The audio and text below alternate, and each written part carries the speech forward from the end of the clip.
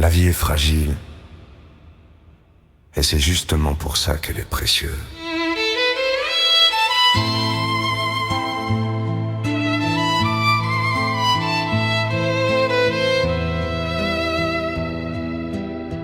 On ne le comprend pas toujours tout de suite. Souvent, on vit comme si demain était garanti. On reporte, on s'agace pour des détails. On se croit solide. Et puis un jour, sans prévenir, quelque chose nous rattrape. Une peur, un diagnostic, une perte, un accident, une phrase qui coupe le souffle. Et là d'un coup, on comprend. Tout tient à peu de choses, un battement de cœur, un souffle, une minute. À partir de ce moment-là, le banal change de couleur, un café chaud n'est plus un café.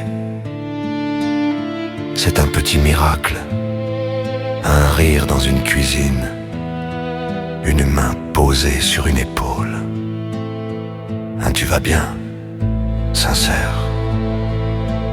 Ça devient énorme.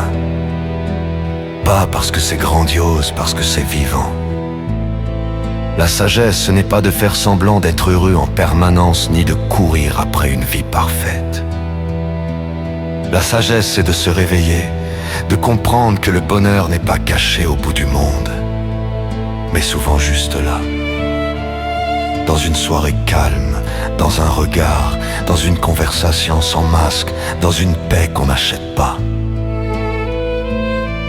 Et quand on regarde les choses honnêtement, on voit vite ce qui compte vraiment. On a passé des années à poursuivre des chimères, des preuves à donner, des victoires à afficher, des objets à posséder, des plus tard à empiler. Mais face à la mort, tout ça fait moins de bruit. Ce qui reste, ce sont les souvenirs d'amour, de tendresse, de générosité. Les moments où on a été vrai, les instants où on a choisi d'être humain. L'amour, c'est notre seule vraie richesse. Pas celui qu'on promet en l'air, pas celui qu'on affiche, celui qu'on donne, celui qu'on prouve par les gestes. Écouter sans interrompre, prendre des nouvelles, rester quand c'est difficile, pardonner quand on pourrait fuir, dire « je t'aime » avant qu'il ne soit trop tard. Alors oui, la fragilité nous met une claque, mais elle nous rend aussi plus lucides. Elle nous apprend que la vulnérabilité n'est pas une faiblesse, c'est la porte d'entrée vers une vie plus profonde. Une vie où l'on arrête de jouer un rôle, une vie où l'on arrête de remettre à demain ce qui fait vraiment du bien. Parce qu'au fond, on ne possède qu'une chose, cet instant. Aimer aujourd'hui,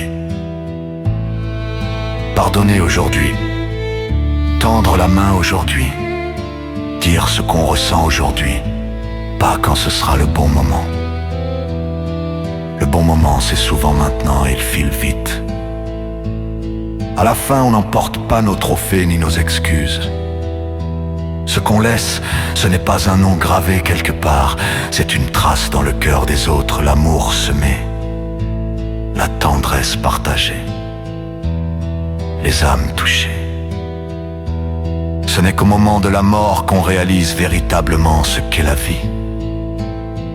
Alors, vivons pour de vrai, avec gratitude, oui, mais surtout avec présence.